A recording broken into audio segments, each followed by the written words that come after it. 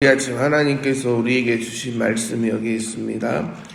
신약성경 고린도전서 15장 35절에서 49절 말씀입니다.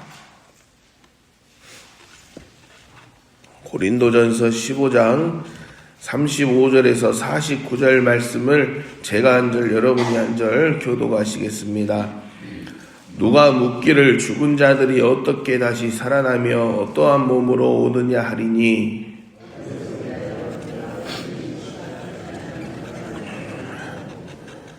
또 내가 뿌리는 것은 장래의 형체를 뿌리는 것이 아니요 다만 밀이나 다른 것의 알맹이 뿐이로되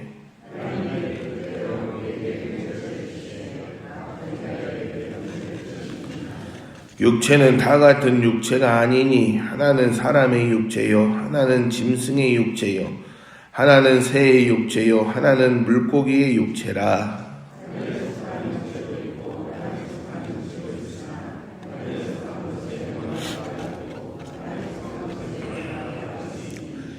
해의 영광이 다르고 달의 영광이 다르며 별의 영광도 다른데 별과 별의 영광이 다르도다.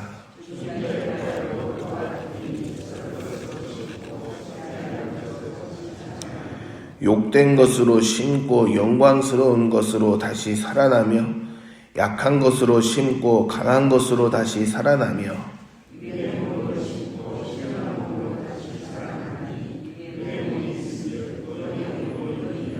기록된 바 첫사람 아담은 생명이 되었다 함과 같이 마지막 아담은 살려주는 영이 되었나니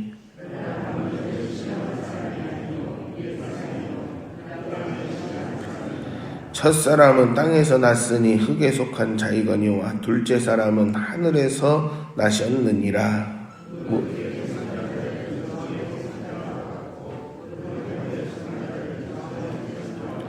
같이 읽겠습니다.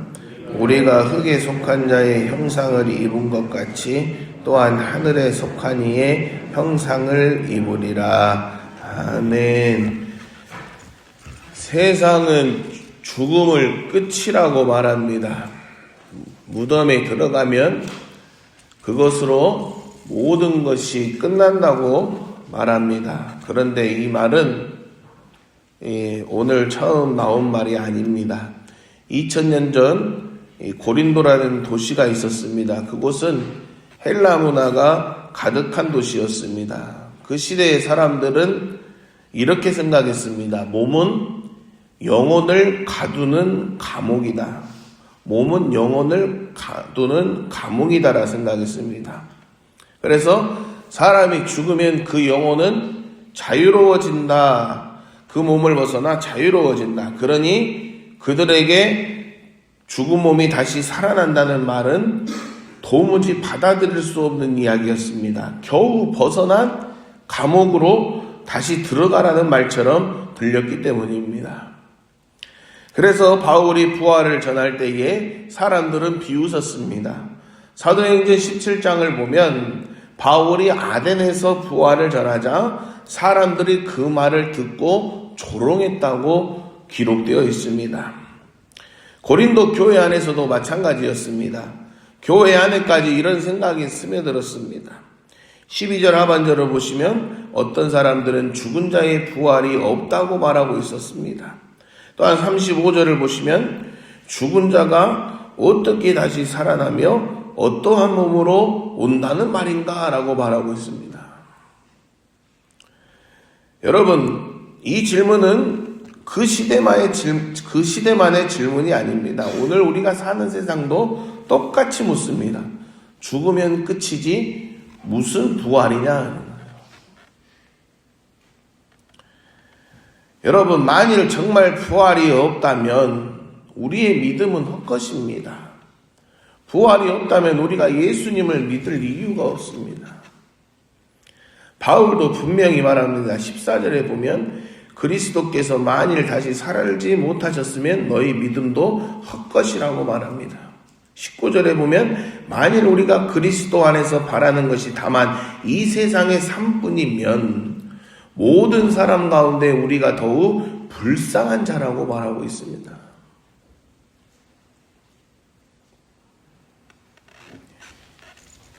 이런 조롱 앞에서 바울은 도망치지 않고요. 오늘 본문을 보시면 바울은 정면으로 대답합니다.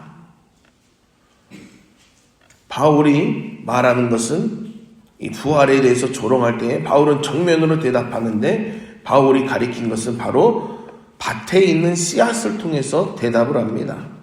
자, 36절 말씀 한번 같이 보실까요? 시작. 어리석은 자여, 네가 뿌리는 씨가 죽지 않으면 살아나지 못하겠고. 아멘. 자, 농부가 씨앗 하나를 손에 들고 있습니다. 이 씨앗이 그대로 있으면 어떻게 됩니까? 그 씨앗을 들고 있으면 어떻게 해요? 아무 일도 일어나지 않습니다. 그저 씨앗 하나로 남아있을 뿐입니다. 그런데 그 씨앗을 땅에 묻으면 어떻게 됩니까? 씨앗은 땅 속에서 썩고 사라지는 것처럼 보입니다. 죽은 것처럼 보입니다. 그러나 바로 그때에 거기서 싹이 올라옵니다. 무엇을 말하고 있는 거예요? 죽어야 살아난다는 겁니다. 땅에 묻혀야 새로운 생명이 시작됩니다. 우리가 밭에서 매년 보는 이 평범한 일이 사실은 부활의 가장 분명한 그림입니다. 하나님은 이미 온 땅에 부활의 원리를 심어 놓으셨습니다. 봄마다 가을마다 우리는 부활을 눈으로 보고 있는 것입니다.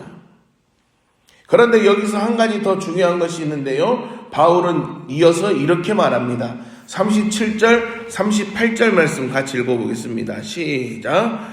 또 내가 뿌리는 것은 장래의 형체를 뿌리는 것이 아니요 다만 밀이나 다른 것의 알맹이 뿐이로되 하나님이 그 뜻대로 그에게 형체를 주시되 각 종자에게 그 형체를 주시느니라. 아멘.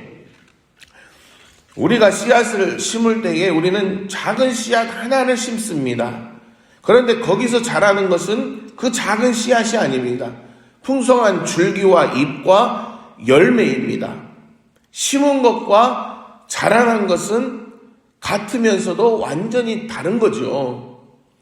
그렇다면 여러분, 누가 그렇게 씨앗을 자라게 하십니까? 누가 씨앗을 자라게 하십니까? 농부입니까? 아닙니다. 하나님이십니다. 하나님이 그 뜻대로 그에게 형체를 주시되라고 말합니다. 성경은 분명하게 말합니다. 그 씨앗을 누가 자라게 하냐? 하나님이 그 뜻대로 그에게 형체를 주신다고 말하고 있습니다. 우리에게 말하는 게 뭡니까? 씨앗을 자라게 하시는 분도 하나님이시고 부활의 몸을 주시는 분도 누구라는 겁니까? 하나님이시다라고 말한 겁니다. 사랑하는 여러분, 부활은 우리의 능력으로 이루는 일이 아닙니다. 우리가 얼마나 대단한 사람이어서 다시 사는 것이 아닙니다. 오직 하나님께서 그 뜻대로 우리에게 새 몸을 주시는 것임을 기억하시기를 바랍니다. 그러니 우리는 부활을 의심할 이유가 없습니다. 씨앗 하나도 살려내시는 하나님이 하물며 그분의 자녀인 우리를 살려내지 못하시겠습니까?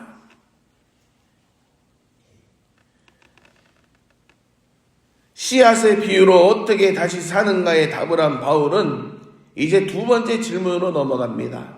그렇다면 어떠한 몸으로 오는가입니다. 자, 바울은 다시 한번 우리 눈앞의 세상을 가리키고 있는데요. 자, 39절 말씀 우리가 같이 읽어보겠습니다. 시작.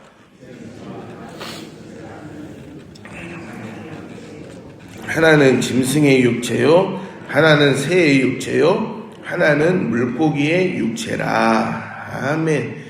하나님이 만드신 세상을 둘러보십시오. 여러분, 땅 위를 걷는 사람이 있습니다. 들에 뛰노는 짐승이 있습니다.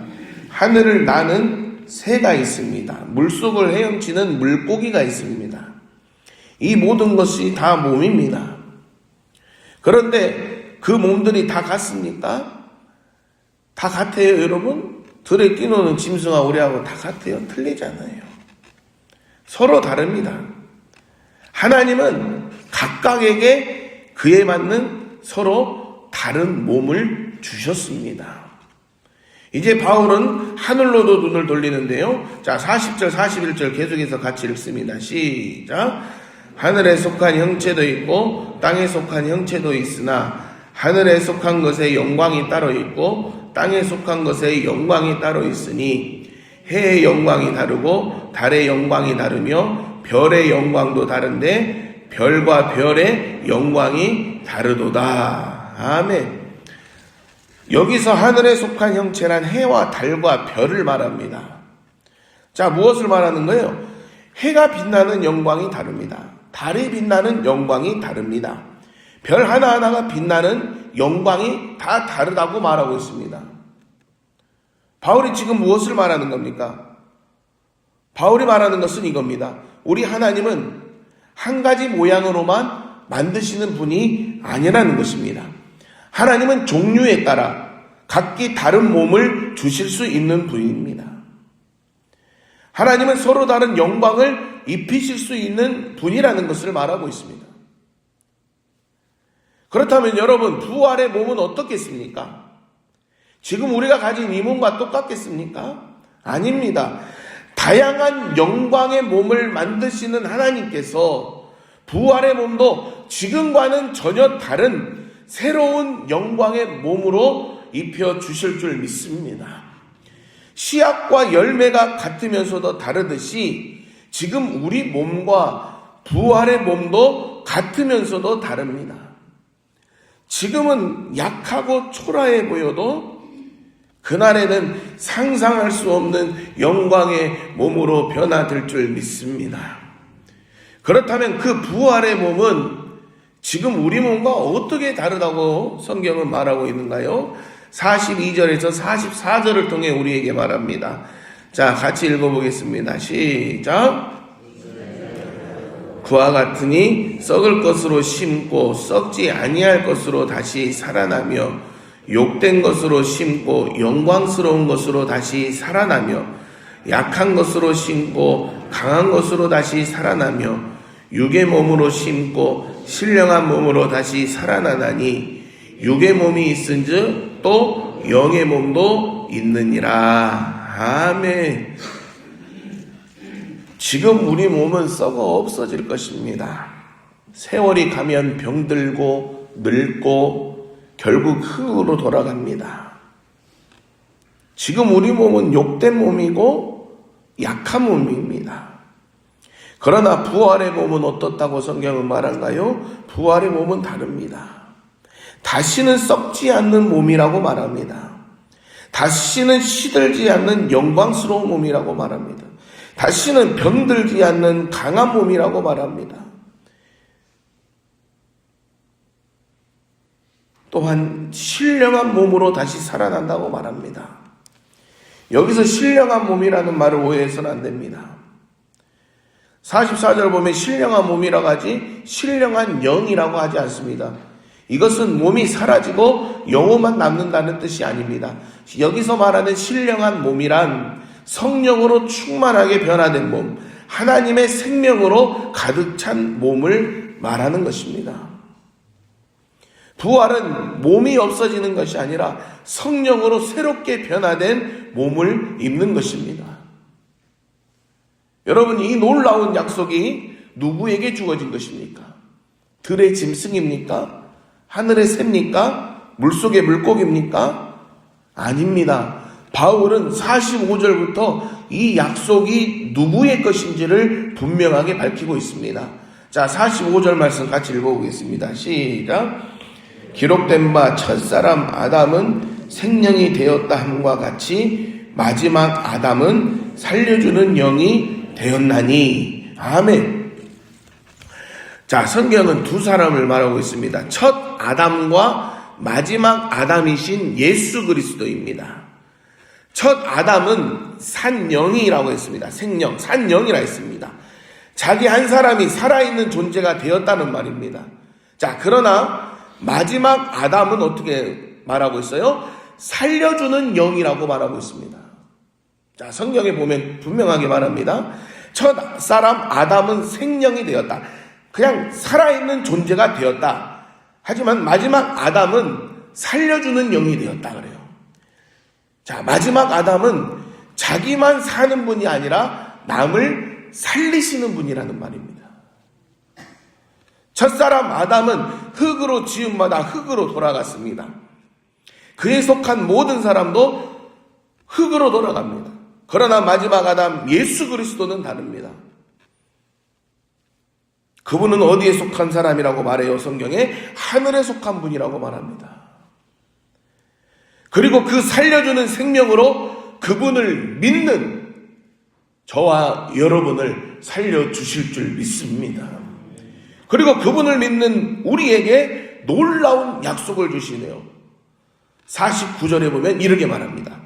우리가 흙에 속한 자의 형상을 입은 것 같이 또한 하늘에 속한 이의 형상을 입으리라고 약속하고 계십니다.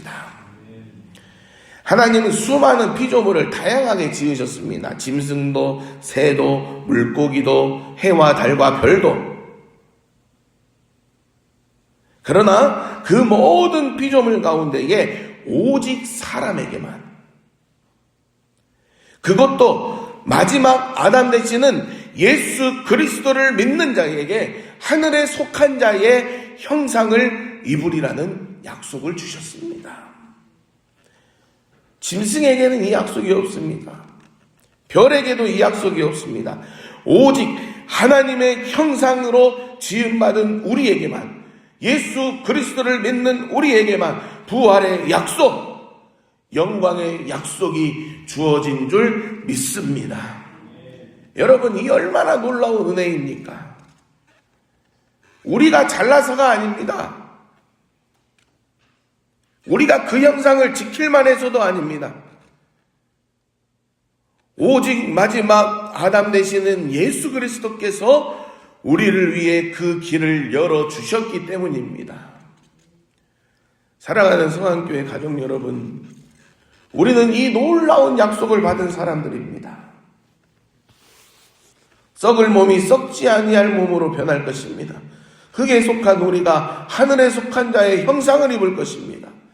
이 영광의 약속이 바로 누구 것입니까? 바로 예수 그리스도를 믿는 저와 여러분의 것입니다. 우리는 지금 이 하루하루를 살아가면서 주님의 그 은혜에 감사하며 살아가고 계십니까? 이 놀라운 약속을 가슴에 품고 살아가고 계시냐는 말씀입니다.